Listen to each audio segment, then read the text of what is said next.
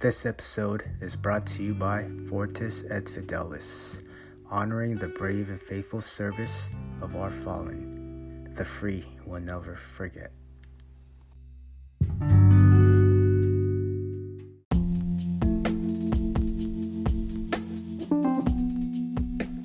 Hey everyone, Raiden here.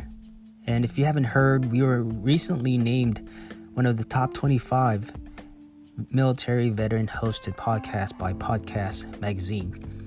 And I just want to take this time to thank you all for your support, not only with this podcast, but also in supporting our brand, Fortis et Fidelis, and in helping us create and provide memorial coins for families of the fallen. So I appreciate y'all. Till then, enjoy this episode. Thanks.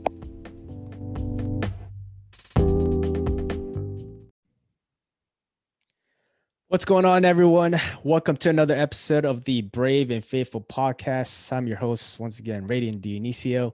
Today, I have a very special guest. He's also an active duty naval officer, podcast host, and consultant for nonprofits.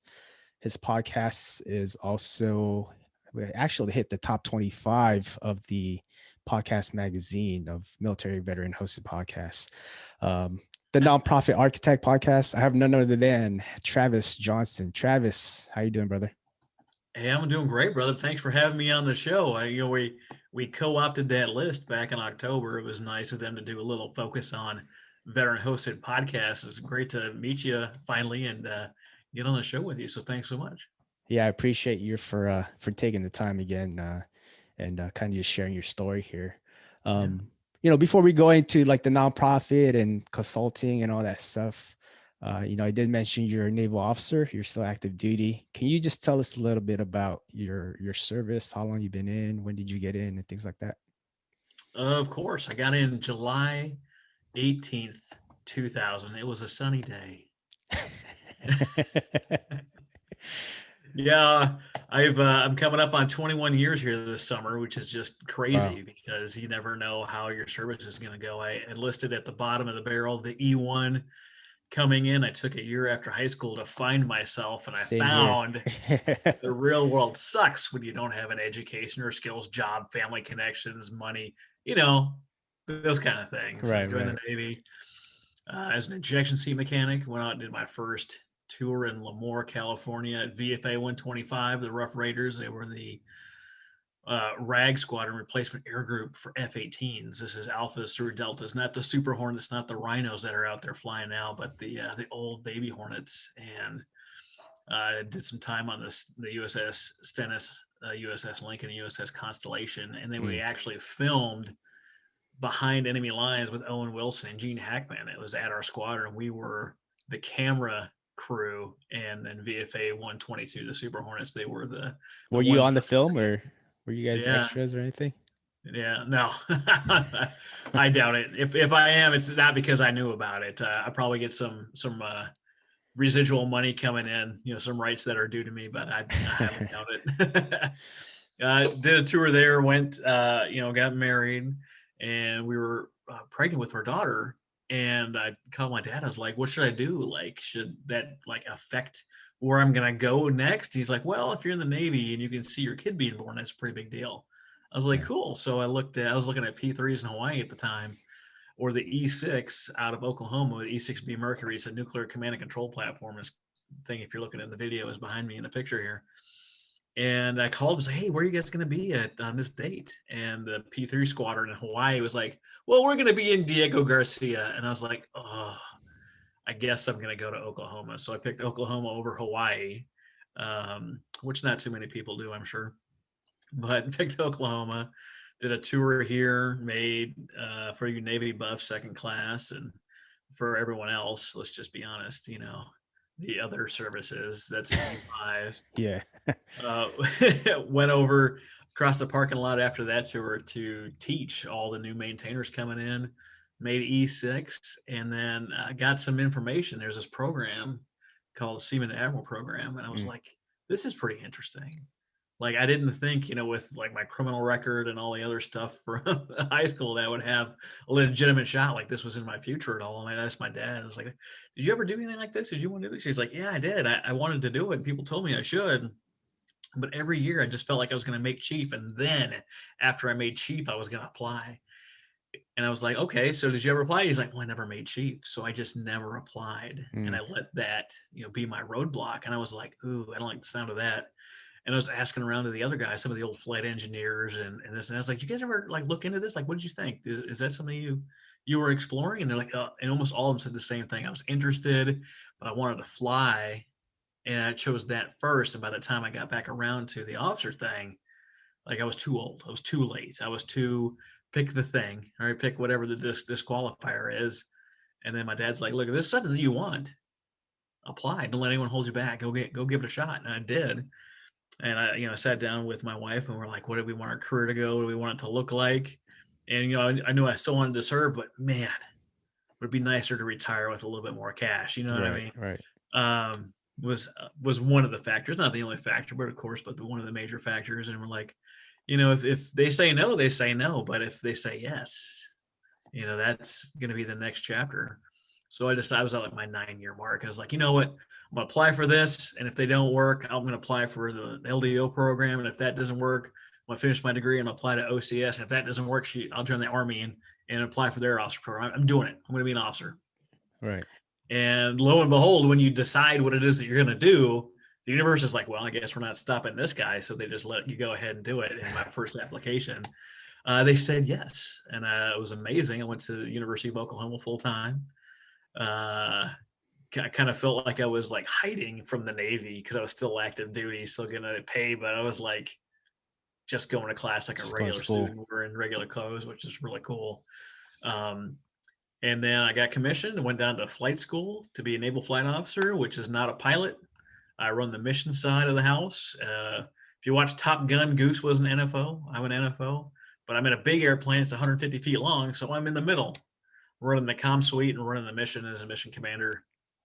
When I went back to VQ3 again in Oklahoma to be in the middle of the country away from the rest of the Navy.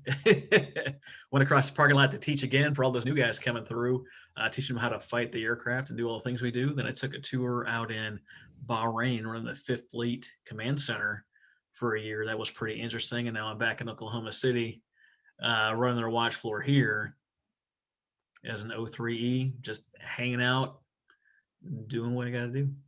So you're in right now in Oklahoma City. That's where you're stationed at back in. Yeah. Okay. So 21 years, man. So, after you said 9 years, you applied for the Team into Admiral program, got in. What made you? Do you feel like you're gonna go 30 or like how far are you gonna take this? Well, I'm at the end. I in retirement. I've been working the last couple of years on a few different things. If we're sharing video here, I did Warriors Wallet for a few years. I helped 4 people pay off $6 million in debt, and I realized that I didn't want any of their money. So I got involved in the nonprofit world and was helping them. And I was a board member for a couple of nonprofits here in Oklahoma City. And, had a lot of fun with it, raised $500,000, just did great things. I got stationed in Bahrain. I was like, how am I supposed to keep doing all this cool nonprofit stuff? Right. So then we fired up the podcast, the Nonprofit Architect podcast, and we interview nonprofit leaders, business leaders, consultants, and people with special skills to help nonprofits do it better. And I had just a lot of fun doing that. Started doing consulting work with them and really been working on building my skills to do something else in this world, because I don't know how everyone else is, but when I retire, I don't want to have to go to some office somewhere to work a 9 to 5 with some company that's not, I don't want to help build their dream. I've been doing someone else's dream and serving for so long. I want to build my dream and design what I want my day to look like. So I've been, working on the web skills and the marketing skills and sales and creating products and doing different things. And I found that I just have kind of a knack really for helping train other people do things. I got a podcast guide when I was trying to figure stuff out for, like $27. And I was like, man, this guide is just not what I thought I was getting. I know most ebooks aren't really like that robust or that, full of value, but I was like, man, I paid almost $30 for this thing. And I really felt like it didn't give me what I needed. So I sat down and I went through all the things I need to know for a podcast, all the things that I was doing, all the things that I was creating, between my monetization and the marketing, and how was I finding guests, and how was I doing this, and how was I doing, and I put it all in one package. And the guide that I bought was like 6 pages of information. This thing's like 48 pages, 47, 48 pages, just packed to the gills with how to do this, why does this matter, links to this, links to how to do this, temple, everything. And had a lot of fun creating it, and I've been selling it and doing great things with that. But I really want to do this because I want people to have their voice heard. And if you're a nonprofit and you're interested in something like that, let me know. I'm sure we'll have links in the show notes or whatever. But help find someone to get their purpose going. From my childhood, growing up, and I don't know if we'll get into that or not, but we didn't make it unless we had these nonprofits helping keep us sheltered, clothed, and fed. And now that I'm in a position to do something better with my life, I feel it's my mission to help the helpers. Yeah. So before we get into the podcast, you kind of mentioned the podcast and the nonprofit. How did you first get involved with nonprofit, and what made you, I mentioned earlier you're a consultant. How did that all come about? Well, it depends on what length story you want. I've got a super long one, I've got a medium one, and I've got a pretty quick one. Like the super Cliff Notes version, like growing up, before graduating high school, I moved 36 times, went to 12 schools, 6 states, 5 foster homes, survived 2 murder attempts before graduating high school at 17, which is just a lot of stuff and a lot to process. But I mentioned a moment ago, there was always some group, some nonprofit, some church, some person willing to keep us sheltered, clothed, and fed. And now that I'm not in that place of scarcity and that place of, survival mode, I finally got stable in my life and in my career. Because you can get focused on your career real easy in the military. It's really easy to have career and then like beer time. It's super easy. Yeah, people get And lost in their career. yeah. And if you get lost in your career, you end up losing your family usually. Right.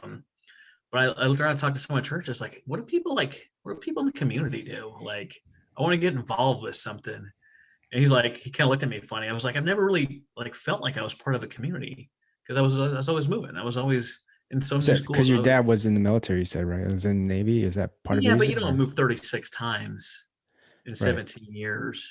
I really lived with a single mom or in 5 different foster homes.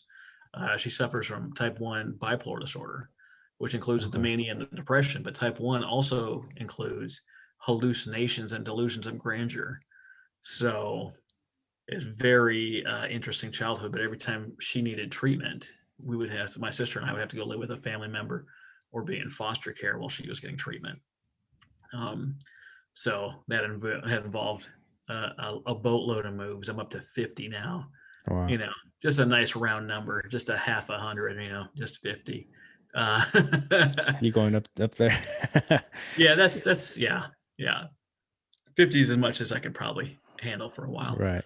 But he's like, well, people in the community, they help, they donate money, they help with projects, they serve on nonprofits boards, they volunteer, they do things to make the community better. And I was like, oh, that's interesting. Like, do you know anyone that I can meet? And he's like, yeah, actually, I got a buddy you can go meet. And I went down to a networking event.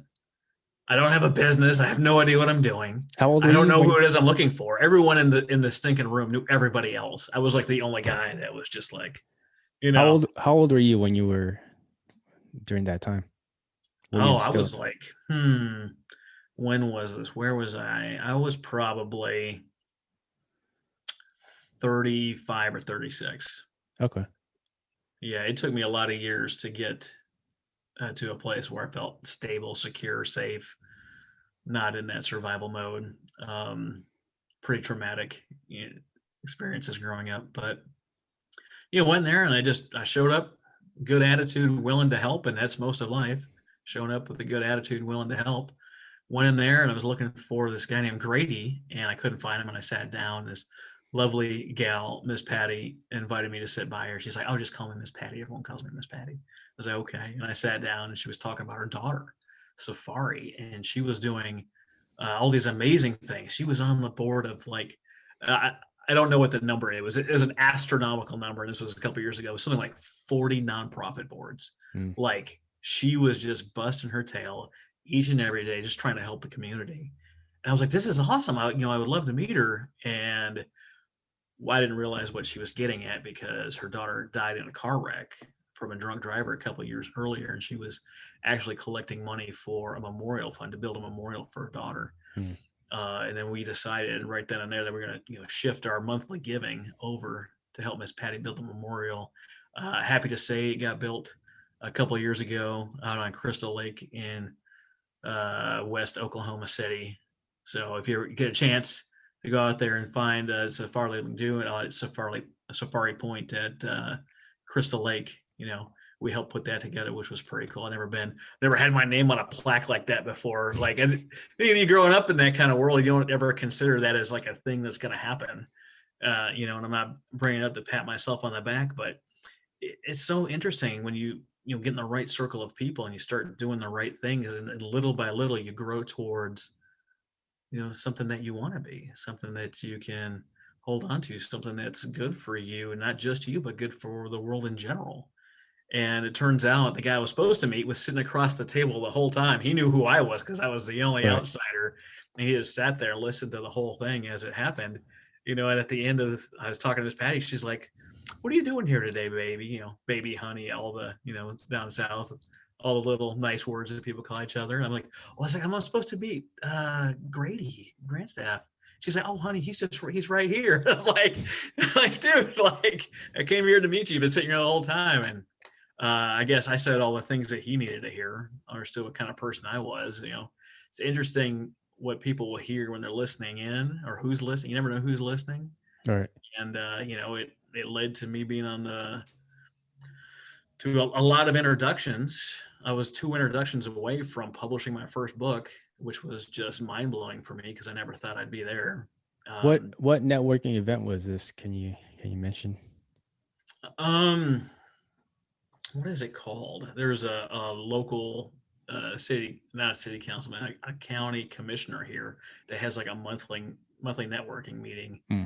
And it's really just like, I think he calls it the fun lunch bunch. Just come and hang out and catch up with people. And it's not like BNI or like an official thing. It's not a paid membership or any of that stuff. It's just like, hey, come Just hang out.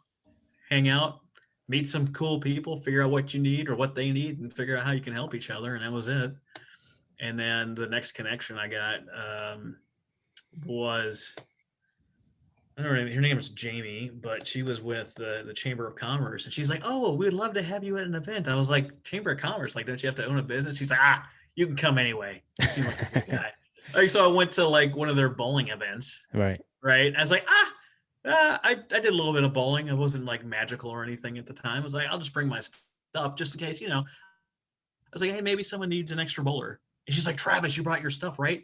I've got the spot for you. Come on over here and meet these people from this bank. They need a fourth, and then they'd love to have you." I'm like, "Well, that's cool." And I hung out and bowled with, got to meet the people at the bank and all this fun stuff. And at the end of the event, she's like, "Oh, Travis, you're in the Navy, aren't you? I got this friend Shannon, and she's writing a book right now, and she's taking all these collection of chapters from all these different military authors. You'd be interested? You want to get into something like that?" I was like, "Why not? That sounds cool." So I went from, not being anywhere in the nonprofit world to having a nonprofit reach out to me literally just a couple of weeks after that meeting and asked me to be part of the Walk for Warriors project under Books by Vets. And I, shot her an email before I left the bowling alley and woke up the next morning and I had a reply. She's like, "I'd love to have it. Deadline is this week. I need 3,000 words. Wow. Go." And before I had breakfast that morning, I finished writing that chapter because I had already been talking about my life and my childhood and different things in the military for years at that point, even though I just never had put it on paper. So I finished it in a couple hours and sent it off. And she's like, "Great, you're in the book. We got you included. Here's when we're launching." It's like, well, this is cool. Like, it's not something I expected. I didn't, sign up to go do this for any kind of accolades or weird things like that. It just kind of fell into it. And this But is again, after just joining yeah, a networking event. yeah, just going to one networking event. Like how weird it like how that doesn't happen or does it Right. happen? I don't know. But how crazy is that? maybe But that maybe you not know, that quick, but like yeah. yeah, yeah, I don't know. But that one relationship, I was like, this is cool. Like, what do you need with help with your nonprofit? I was like, because I wanted to volunteer and and get involved. It's like, do you need volunteers? Do you need money? Do you need board members? I don't know how this works. What do you need? She's like, actually, I need board members. Hmm. I was like, well, I'd love to be a part of what you're doing. And that was it. I was on her board. We got this thing started rolling. We published another collection next year, the year after, called Resilient Warriors. It was 22 female veterans telling their story. And you can find these on Amazon. Shannon Whittington's the author on there because all the, you don't list all the authors under one ISBN. Feel free to pick that up if you want to. But uh, you want to read some gut wrenching stories, some stories that'll just infuriate you. Read Resilient Warriors and see what our fellow female service members are going through that we don't realize what's happening most of the time. I did editing on like 16 of those chapters, and oh man, just heart was ripped out while I was going through that thing.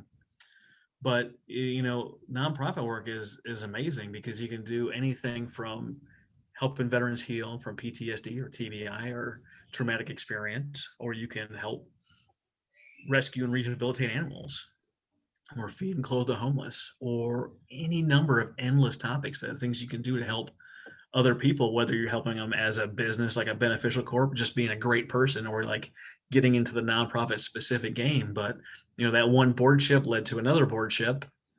And we did, I was on the Shine Foundation board. We did concerts was our main fundraiser. So we had some of the old time guys like Wanda Jackson, Merle Haggard, BJ Thomas, Chris Christopherson, Alan Parsons Project, Jody Miller Mm. were the ones, around my time when I was there. I'm sure they've done others since, but what a cool thing to be involved in, where you can get out and meet people and be part, and help bolster and better the community. Are you interested in creating your own podcast? If you haven't heard about Anchor, it's the easiest way to make a podcast. Let me explain.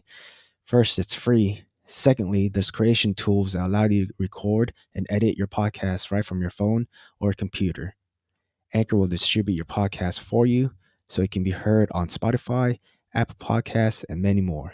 You can make money from your podcast with no minimum listenership. It's everything you need to make a podcast all in one place. So what are you waiting for? Download the free Anchor app or go to anchor.fm to get started. So for those of you guys just joining in, just talking to Travis Johnson, podcast host of the Nonprofit Architect, also nonprofit consultant. So Travis, for those just listening in, maybe interested in, creating a nonprofit, things like that. What are some things that they need to know or consider in creating one? And can you just tell us a little bit about the nonprofits that you're involved in right now? Yeah, I'd love to. First question I ask everybody when they're interested in the nonprofit game is, if I gave you $2,000 right now at this moment, would that change your life? If the answer is yes, you probably shouldn't start a nonprofit. If your world is in a hurt, and you're struggling with your family, making your ends meet, focused on that. Please, Right. please, please focus on that. Getting into nonprofit work might make you feel a little bit better, but it's not going to help your family right away. But there's some things to consider, because you can do a lot of good work without starting your own nonprofit.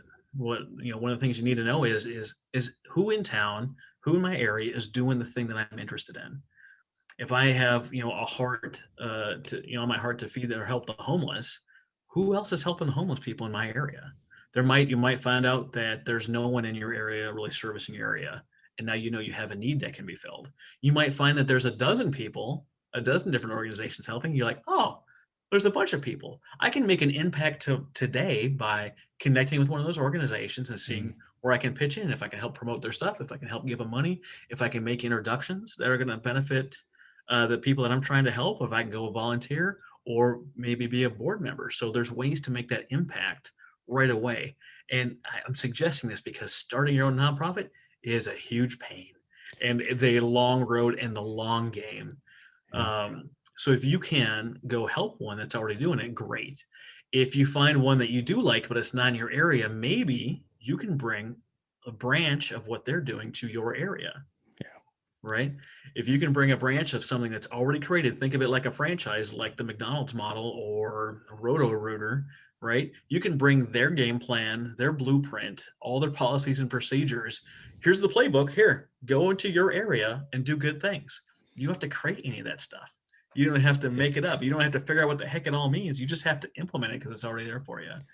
Or maybe you find, like my friend Candace Leozu at Foster 360 in Mesa, Arizona, she wanted to help foster kids, kids aging out of foster care, something that I care about quite a bit because I was in that situation. I understand what that looks like.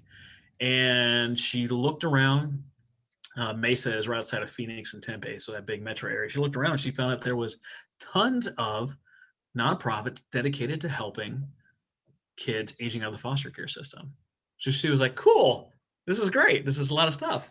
And then she surveyed them and she went around and asked them, like, there's all these organizations, and I know you're doing great things. What's missing? What's being left out here? Is there a gap in all of your services? And she found services to cover just about everything. But there was one thing that she discovered is that all these nonprofits were essentially treating kids like they were still in the foster care system. Like this nonprofit has this guy that they're helping, and then they can't help him anymore. So they just send him over there. And as soon as he's gone, it's hands Wipe your off. hands. Yeah. So she found that she could benefit the community by partnering up kids aging out of the foster care system with a mentor that would help them navigate and walk them through one person for one person and help them through all of those programs so they don't feel like they're getting passed off like they had been their whole life, which was great. She also didn't really want to start her own nonprofit. So what she did is she went to the United Way in Mesa, and not a lot of people know this, but you can create a program under another nonprofit, right? So she's got her own program under there, Foster 360. She's not her own nonprofit. So you don't even have to start your own profit to get your own program, because if you're wanting to help someone like foster kids, you want to deliver the programs. You want to be in Right. the mix. You want to do that. You want to be boots on ground, right? Well, if you're busy running an organization, you're not really doing that. But if you're only running a program, it's a lot easier to be involved in day-to-day interactions with the group of people that you want to help.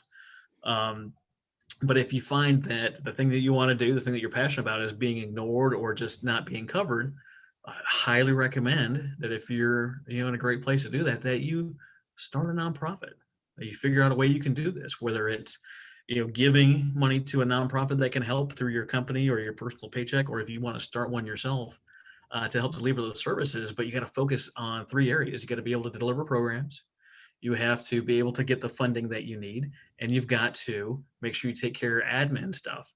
One of the biggest problems I see, especially in the veteran world, is they get out there and they just want to do. Every dollar's got to go to a veteran. That's great. But sometimes that veteran in need is you, because you have to pay your own bills. Right. You have to make sure that you're able to keep this thing going. There's nothing like providing services for 9 months and then you're a complete wreck. Your finances are stressed, your family's stressed like you're still in the military. You haven't dedicated any time to self-care. There's no time for training. Like we spend like 85 to 95% of our time in the military training. You haven't spent any time to educate yourself on the nonprofit game, to train you, to train your volunteers, to train your board, to train your employees if you have them. You just want them to do? What kind of operation would that be if we just landed a bunch of Marines on the shores of a foreign land, but they didn't have weapons training? Like, what would happen? It'd be a Yeah. disaster. You might get it done, but man, it wouldn't be pretty, right? And that's what we're doing in the nonprofit world. We're going to go try to deliver these services and do something good, which is great, but it hasn't been planned out. It hasn't been thought out. It hasn't, no one understands how to do this. No one understands the best way to do this. Are you compliant? Our biggest things is nonprofit leaders trying to do it all themselves. They're trying to put a pack on and carry everyone's load themselves, and they're getting wore out, tired, and beat up. And then they have no kind of sustainability without them at the helm. There's no succession plan. There's no way that anyone else can carry their torch if they're sick for a day. There's no one lined up to do this event in case you get deployed, or whatever the case may be. So take some time, figure out what it is that you need. Maybe you need a consultant, maybe me, maybe you're like, Travis, I don't like your haircut. I got someone I can refer you to, that might be a better fit for you. But don't not get Get the help. training you Yeah. need, whether it's books, whether it's good podcasts. I can recommend a good one.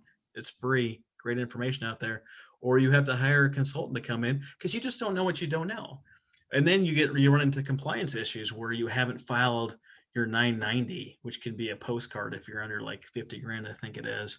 Um, you haven't had a board meeting all year, and you got to have one a year. So veteran nonprofits especially will be just doing good things, right? They'll be getting people to cover every dime that they need, but they're running themselves completely ragged. Like somehow they deserve to be in pain while they're delivering services. You don't have to kill yourself to make an impact. Stop doing it. Ask for help. Asking for help doesn't make you helpless. Like, work together as a team. Yeah, I think that's a great point you brought up earlier, just in the beginning. Like, there's plenty of organizations out there that are pretty much doing what, um, helping other people, whether they be veterans or civilians, whoever it is, that are doing what you kind of want to do already, right? Yeah. So why not just partner up and connect with them instead of having the I mean, I don't want to. I haven't started a nonprofit, but I'm pretty sure it's a lot of work, it's a lot of pains and things like that, right? Yeah. It's still a business that you still have to run. Mhm. So I think people, especially with the veterans, every like you just said, we just want to do. We want to just get the work done, but they don't realize all the work that's included Yeah. in that. So I think that was a great point. And then Travis, so we mentioned networking earlier. How can, for those who are still interested in doing a nonprofit, what's the best way that they can kind of network? Um, whether that be with organizations or with local businesses, what's the best way that they can do that? Well, there's a lot of great places to take care of this stuff. If you are getting involved with the Chamber of Commerce or the Lions Club, Rotary Club, Elks, Mooks, like whatever service organizations are out there, when you drive into town, they're all on that sign in town, right? Yeah. Kiwanis, all those people there want to help the community and they care about other people, all of them, right? That's why they're there. They're not there to be like, oh, I'm a Kiwanis guy. Like, they're a Kiwanis guy because they want to be there. They want to help. They want to do good things. And most of them, not all, but most of them are business leaders or business owners. So you have a group of people that is able to write off, right, donations that they want to help and get involved in the community, right? They want to do good things. They just need to know how they can best help. All right. So if you go to things and you can speak and get invited to speak at all these places, talk about your mission, talk about your vision, the impact you want to deliver, and then tell them what you're looking for. Hey, I'm looking for board members, someone that wants to get in and help do some of this good work so we can raise money and deliver these great programs and services. Or, hey, we need volunteers. We need people handing out things, cooking lunch for the homeless, creating whatever the thing is. Or we need corporate sponsors. We need people that are willing to pony up some cash to help make these things work because I can't do this as one person. This problem is bigger than just me. It's actually bigger than just me and everyone in this room. I need many, many partners to help this thing through.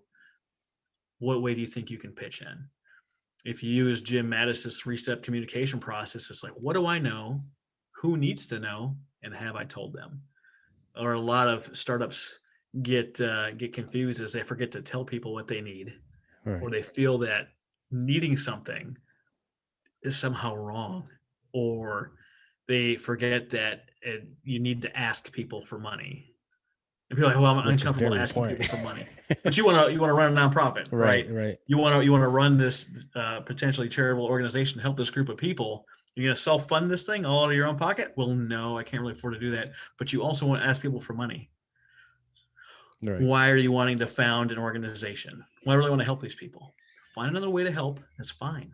All But right. if you're scared to ask people for help, to ask people for money, to ask people to partner, sponsorship, whatever the thing is, then you can't do it.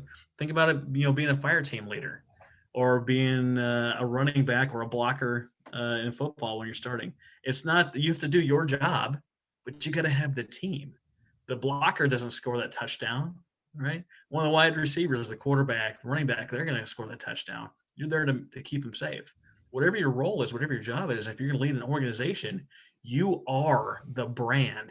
You as a person are the brand of this organization. You have to be up there doing the talking, the speaking engagements. Oh, but Travis, I'm not that guy. Well, maybe you need to find someone that has the same vision as you do, and they need to be the founder.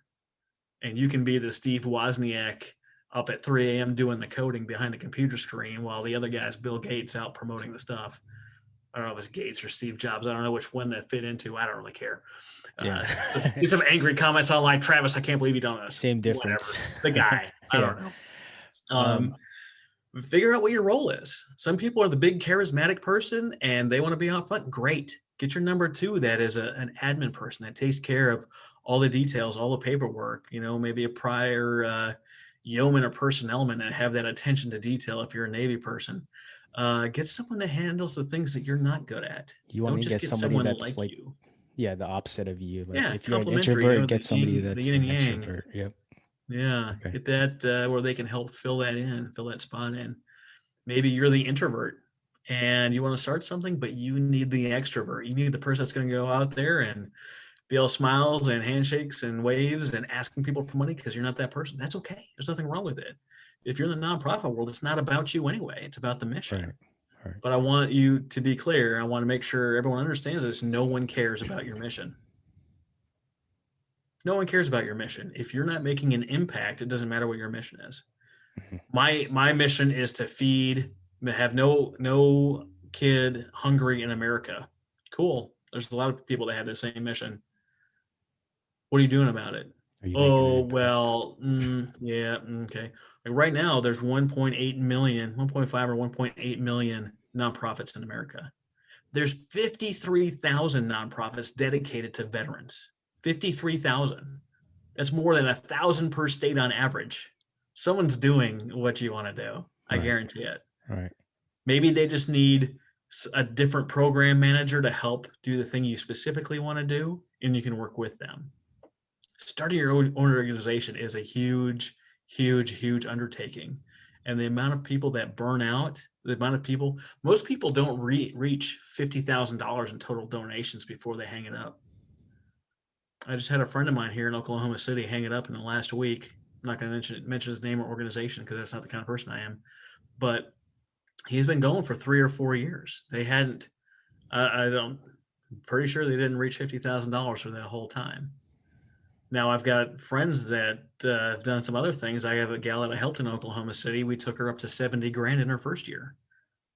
I'm sure Gary Sinise started a new foundation. I'm sure that's in the millions. He's got the name recognition and the branding and all this. Right? If you can't think right now what 3 people in my network should be on my board, and I'm not talking about family members, right? I'm talking about 3 people in your network that would be good for a nonprofit board.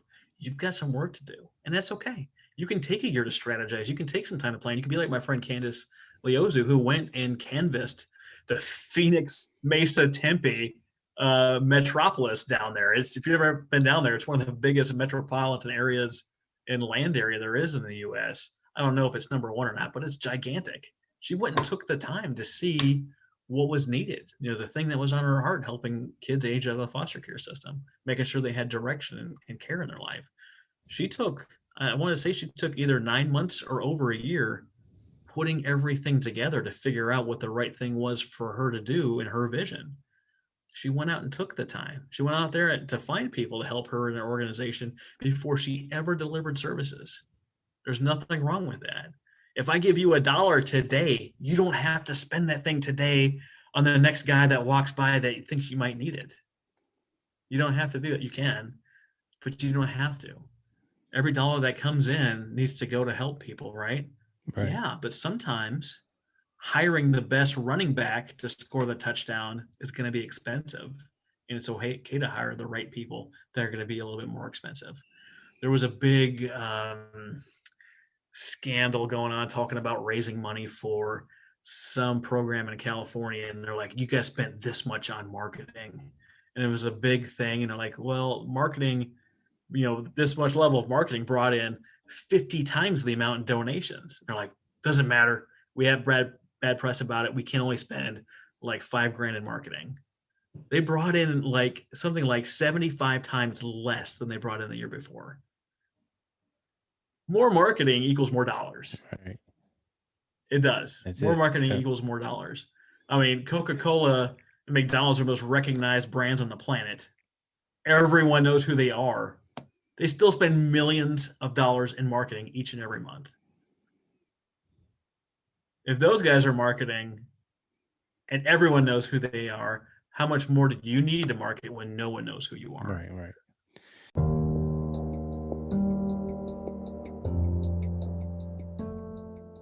Want to support an active duty owned brand? Head over to fortis-fidelis.com. Again, that's fortis-fidelis.com, and help us in honoring the brave and faithful service of our nation's defenders. All proceeds will help us create and provide memorial coins to the families of our fallen service members. Again, that's fortis-fidelis.com, and help Fortis et Fidelis in honoring the brave and faithful. For those that are still looking for board of directors, right? If they have a nonprofit or they're looking to start a nonprofit, what are they looking to? What are they looking for as far as like board of directors? There's a lot of different attributes. You want the skills, the diversity, and the reach that you don't have, right? They're saying right now that the best boards out there match the demographics of the area that they're in, right? If you're in northern Minnesota, chances are you're going to be 100% or close to 100% white guy from Scandinavia, Germany, or Poland, because that's the people that live up there. Your board is going to look much different if you were in Mississippi or in Arizona. It needs to be a reflection of the people that you see out and about in the public every day. Should you have a banker? Should you have a lawyer? Should you have a CPA? Should you have an entrepreneur? Yes. Should you have the average man that maybe doesn't have one of those positions? Maybe he's an employee. Maybe he is a recipient of those services. Absolutely. Should you have people in different generations? Without a doubt. You need people with that top level experience. Maybe they're boomers, maybe they're older generation X. You need people that have that kind of knowledge, that kind of network, that kind of business contacts. Absolutely. But you also need millennials, and we've got some Gen Zers that are actually getting into the game already. My daughter's 18. She's a Gen Zer. She's still at home because she's a senior in high school, but she's about to be out in the world. They have a different way, different perspective, a way of doing things. You're going to be able to hold a gala, and you're going to be able to reach a certain sector of the world. But this younger sector of the world will never go to your gala, Right. but you might be able to connect with them on TikTok. You need to go to where the people are that are going to care about what you care about, or are going to care about investing in what you want to do. So you need all these different angles covered. Two of the big things I find nonprofits struggling with right now is people don't know who they are. They don't have their voice. No one's hearing them. And in times of COVID, they're not, it's like they're going door to door to meet the neighbors in a lot of states. Oklahoma's open. Actually, most of the Midwest is open. But people on the coast where most of the country lives, they're on lockdown in a lot of places. So you have to do virtual events or virtual meetups. What I'm finding a lot is, and what I'm recommending, and yes, this is something that I sell, is getting people to start their own show. If you've got a business or you've got a nonprofit and you don't have a podcast, I think you're really missing a huge part of the country and people you could connect with. All right. And the second biggest problem they're having is they don't have the content to fill up their social media. They don't know what to post. They don't know what to put out there. And the podcast is really the answer to both solutions. If you do an interview show like we're doing today, you've got the easy job. You got a handful of questions. You can just say, Travis, answer all this stuff. And then it is my job to come up with all the answers, right? And I do the same thing on my show, right, where I interview people. But the best part about it is once that interview is created, right, once this is done, you can take every question and every answer, and it can be a little segment of content that you can put out any day of the week. You might have a quote or 5 or 10 that you like from the show, from the interview. You can take that, put it on Canva or Pinterest, put it on a pretty background, and that becomes your content. So if you do a weekly show, you have at least 10 pieces of content that you've created. You've got a morning and an afternoon post for every day of the week if you want to. You don't have to figure out, oh, what are we going to say today? Or we haven't delivered services because of COVID. What are we going to talk about? Bring on an expert in the field. If you're in human trafficking, bring in someone from the FBI that talks about what they're doing for human trafficking. If you have a nonprofit podcast like I do, bring on other nonprofit consultants, nonprofit experts. If you are helping the homeless, interview people in the nonprofit world that are helping homeless in different cities and see how they're doing it differently. They let them create all the content, let them answer all the questions, but now you have all the content pieces you need to help keep your audience informed and engaged, and you have things you can then put on your website and your social media. Most nonprofit websites are just a digital pamphlet, like, this is who we are, this is why we started, this is who we serve, give us money. Who is going to go back to that website ever? Nobody. There's no reason for them to go back. You might have a reason for them to go once, but without content, like social media, like a news feed, like ESPN, they have new stuff every single time you go there. You go back because there's new stuff. If you're not doing that, if you're not giving people reasons to come back to your website, you're saying that you don't care about them, or there's nothing that you're doing. How are you proving to them that you're doing anything about your mission, your vision, the impact you want to have in this world if you're not showing them and producing new things? And again, a podcast or a blog or a vlog is a great way to do that. So Travis, can you give our audience one actionable step that they can take right now if they want to, start their own nonprofit? Do you mean like what you would have to do, like the official process, or thing they should consider before starting? Like for starting, like what's one thing that what's the first step that they should take right now? When they, you really need to see if anyone else is doing this where you are. And it's not that, some organizations can't be doing the same things and you create competition or anything like that. There's nothing wrong with that. But I would hate to get involved and do all the things necessary that it takes to do nonprofit work and then realize that someone else is already doing what you're trying to do and doing it better. And what if that's already taking place in your community, then what's the point of your organization? So ensuring that you are filling a need that still exists. Now, maybe you're in a large metro area and the people that are conducting the thing that you want to do is across town somewhere. Well, maybe you can open a branch of their organization and just be a program manager instead of running an entire organization on your own. Because starting your own organization is a gigantic hassle, huge pain, tons of paperwork, everything's on you. Or you could just run a program, take the formula that's already been created by someone else and work it in your area. Yeah, I think we talked about that before, where it's like if somebody out there is kind of like doing or has the nonprofit that you had in mind, why recreate the wheel when they've already laid down the foundation, right? And then, help out that foundation, help out that nonprofit, let it grow. So. Yeah. And if you have decided that you're going to build one, you need to have a team of people. You need to get your nonprofit board together. You need to find people that are going to help you in your mission. I've got a lot of resources, one of which is a nonprofit board member questionnaire, and it runs through a series of questions that you can ask potential board members.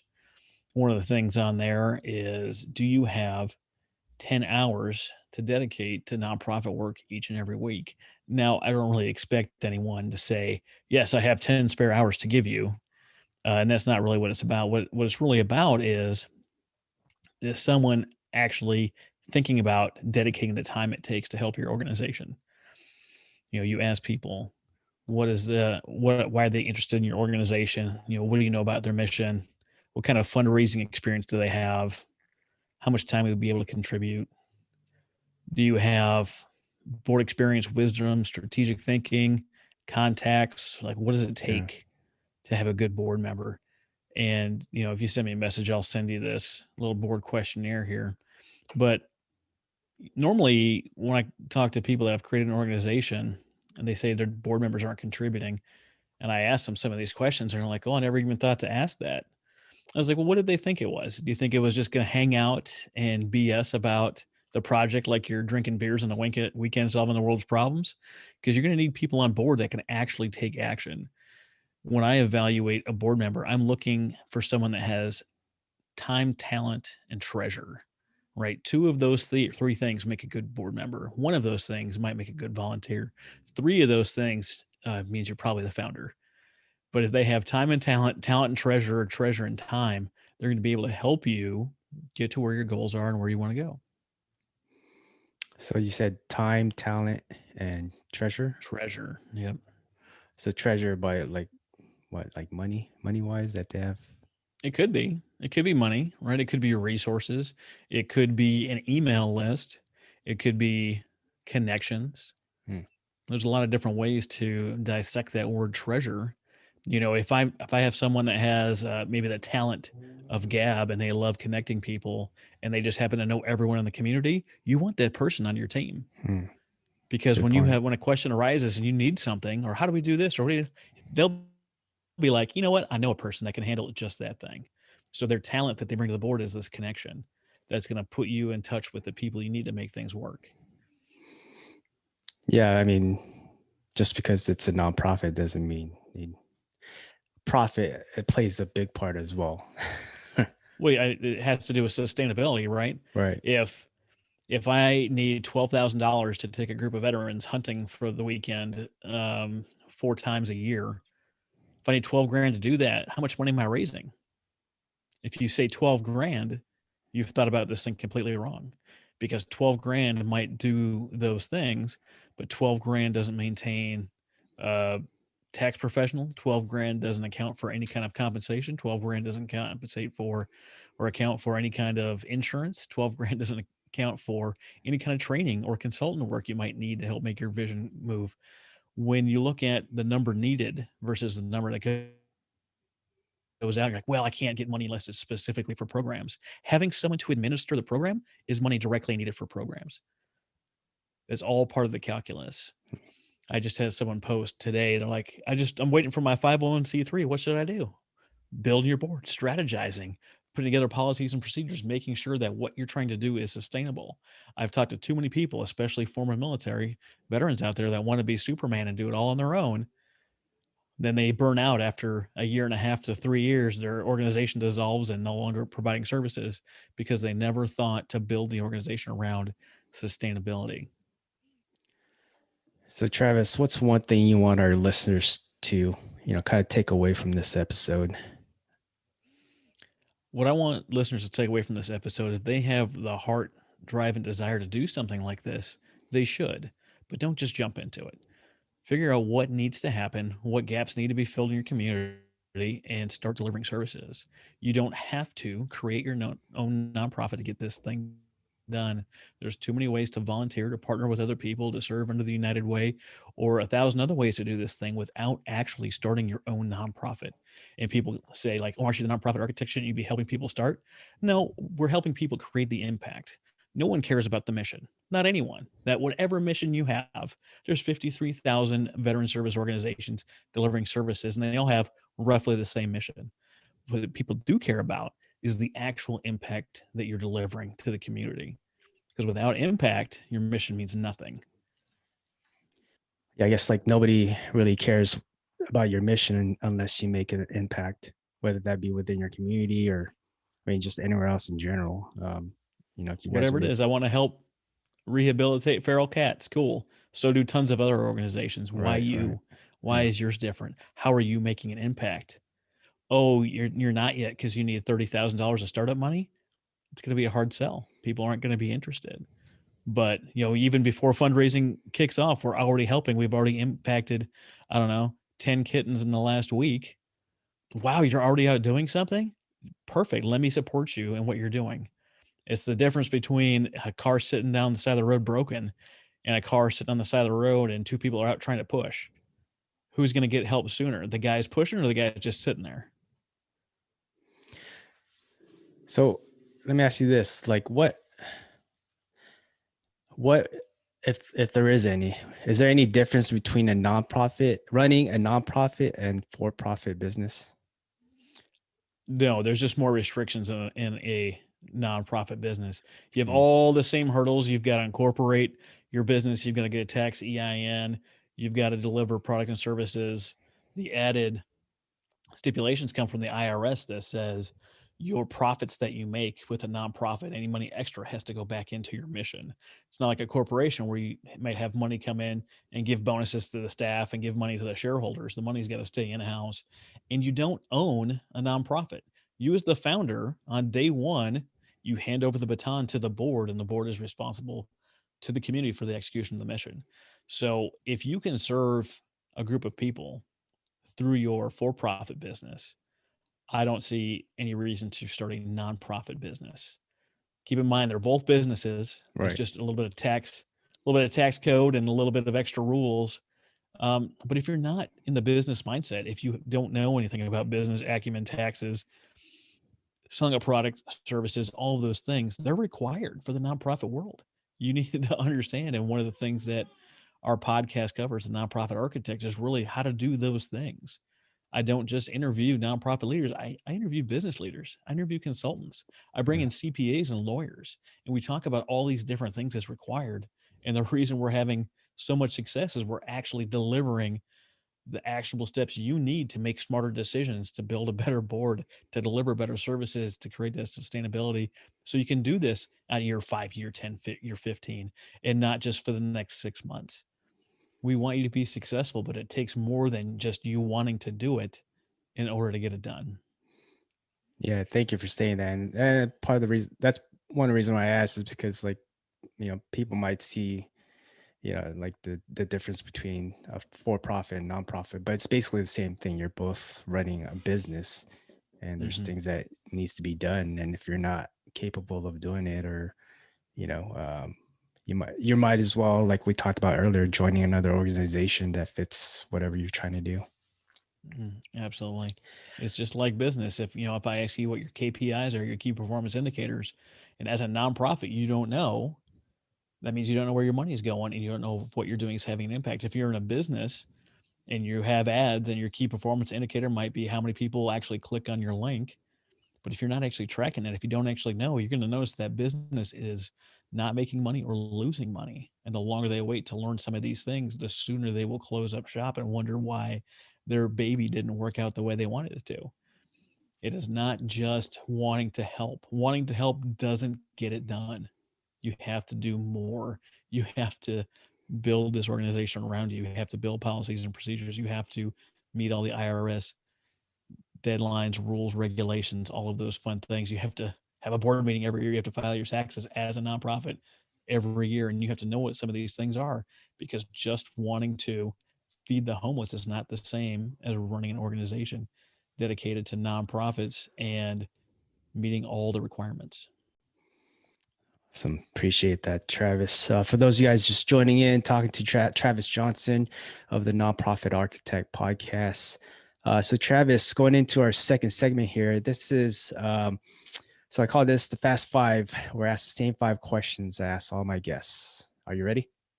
Let's do it. All right. So first question, what's one hobby you enjoy? Golf. Definitely big into golf. I've got a couple of friends in the Oklahoma City area. We go out golfing, and it's a lot of fun. Sometimes we keep score, sometimes we don't, but it's always a good time. Get out in the sun, green grass, away from the city, and just really enjoy it. Yeah, my dad tried to get me into that while I was young. I just never got into it. I wasn't that patient when I was younger. But yeah, that's awesome, man. So second question, if you had to choose one person, dead or living, to hang out with for one day, who would it be and why?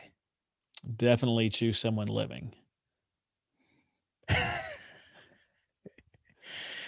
Who would that be? That's a good question. I think right now in today's day and age, it'd probably be Elon Musk, to see how he spends his day, what kind of conversations he has, really just building that future towards. I mean, his whole goal is to get on Mars, to colonize Mars. And the things that he's been doing in order to make that happen have just been phenomenal, just leaps and bounds ahead of any other person in every other industry. NASA. I mean, we just had, I don't know, whatever rover land on Mars here not too long ago, but Yeah. you still have things like the Mars Society that have been pushing this thing, since the late '90s, and they haven't lost steam or enthusiasm. It's been over 20 years since they were created, and they're still just on fire as they ever were. And now you have someone like Elon coming along, really privatizing with SpaceX and space exploration. I mean, who thinks of these things, and how does he convince people to come along with his vision? That's what I want to know and what I want to learn. What would be your top 3 questions for Elon? For Elon, top 3 questions. Man, I haven't thought of that before. Top 3 questions for Elon.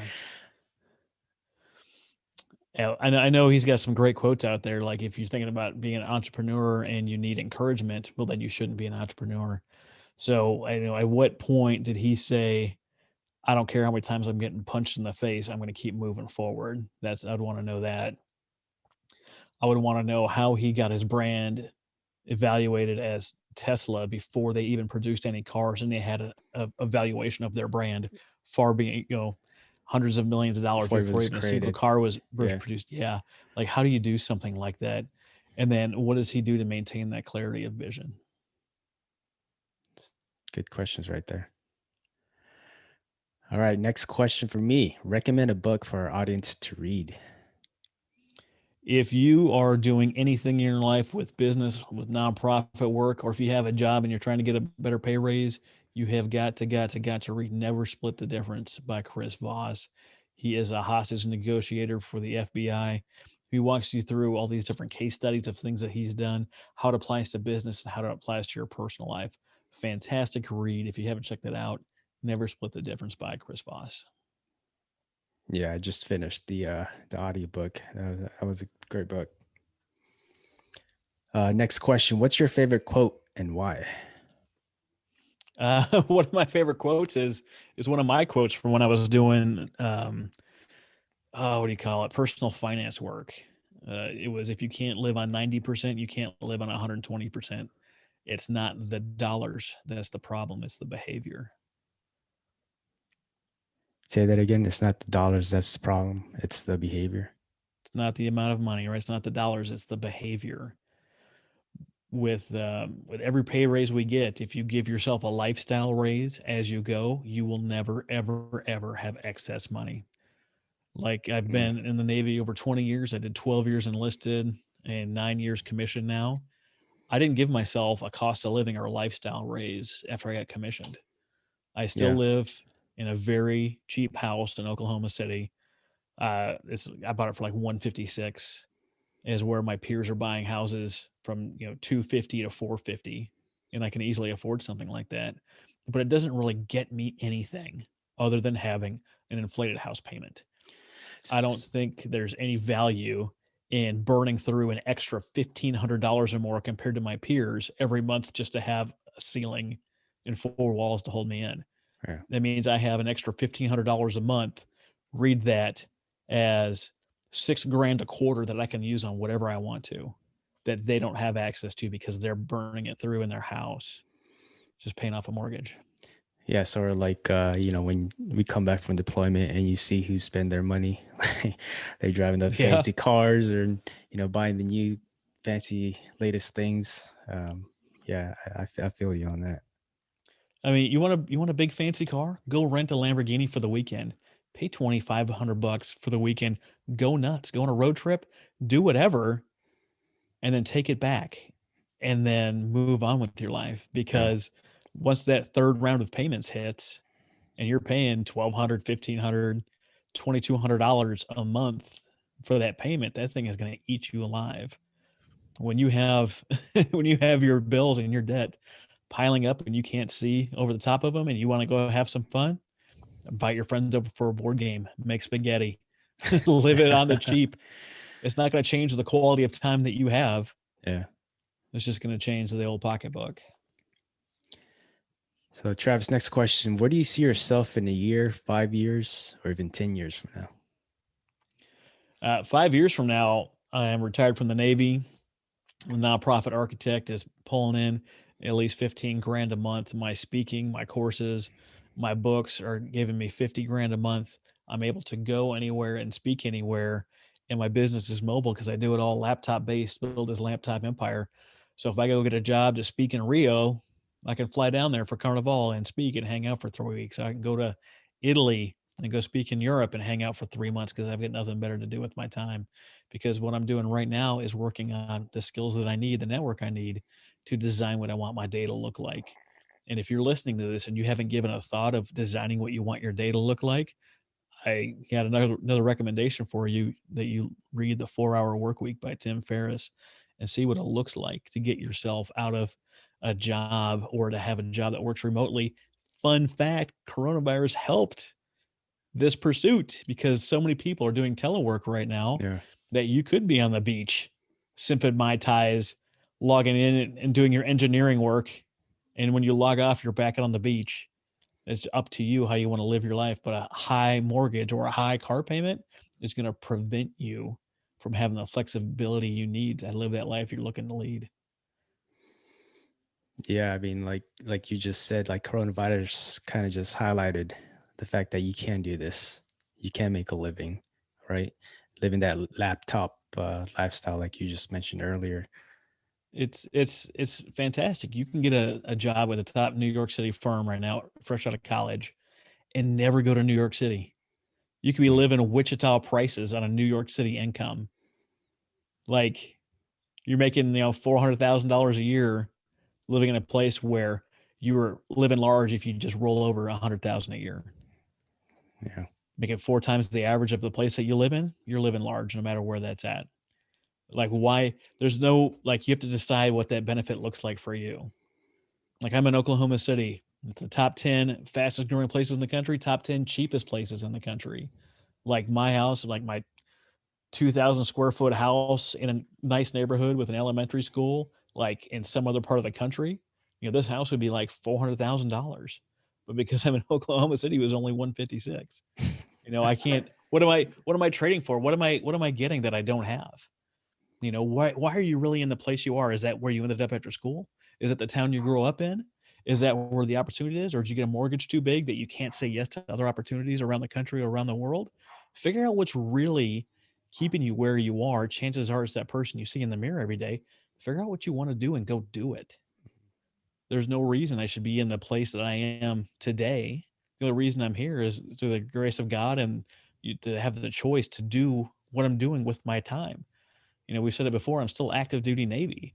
I've run a couple of side businesses. I'm running a podcast that's top rated, that's all over the place because I'm not just devoting my time to one thing. If I was just doing the Navy is a salary job, right? That's a fixed income, right? Doesn't matter how much or how little work, it's a fixed income. You might as well be on welfare. You're getting a fixed check no matter how hard you work. That's it. That's all you get. And if that's your only source of income and you have a high car payment, a high house payment, you're hating life. Travis, this has been amazing episode. One final thing before we go. Where can our audience, where can they connect with you? Where can they stay in touch with you? Yeah, there's a contact form on nonprofitarchitect.org. And I'm active on Facebook. If you look at any social media, type in Nonprofit Architect, you're going to find me. And if you put Nonprofit Architect Podcast in the Google machine, I'm the first 3 pages, the first 30 results. And if you can't find me, I really can't help you.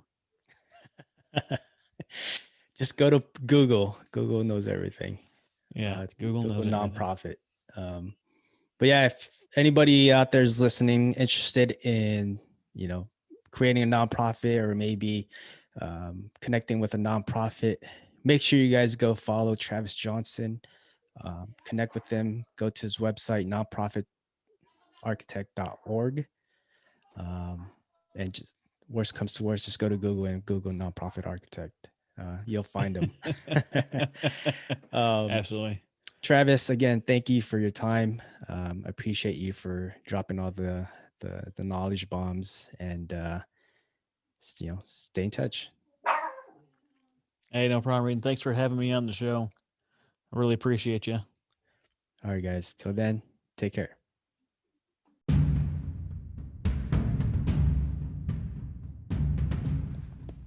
Hey everyone, Raiden here. I just want to thank you for listening to our podcast. And make sure you guys go check out our website, fortis-fidelis.com. Again, that's fortis-fidelis.com, and learn how you can help us support in providing these memorial coins to the families of the fallen.